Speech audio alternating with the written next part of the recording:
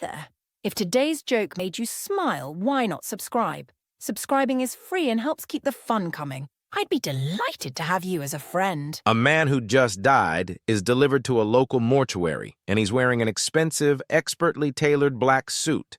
The mortician asks the deceased's wife how she would like the body dressed, pointing out that the man does look good in the black suit he is already wearing.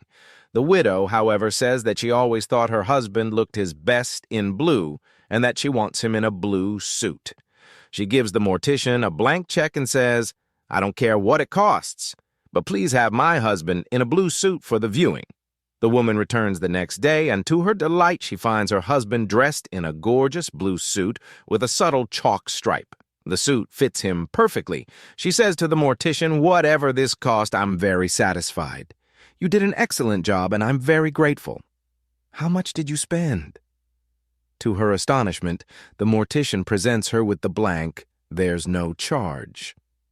"No, really, I must compensate you for the cost of that exquisite blue suit," she says. "Honestly, ma'am," the mortician says, "it cost nothing.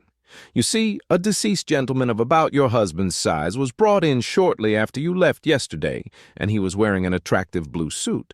I asked his wife if she minded him going to his grave wearing a black suit instead, and she said it made no difference as long as he looked nice. So I just switched the heads." A bodybuilder was admiring himself in the mirror and noticed he had a perfect tan everywhere except a certain private area.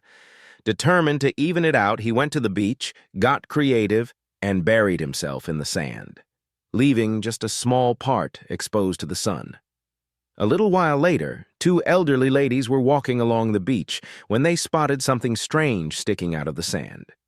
One of the ladies poked it gently with her cane, squinted, and said, "There's just no justice in this world." Her friend asked, "Why do you say that?" The lady replied, "Well, when I was 20, I was curious. At 30, I enjoyed life.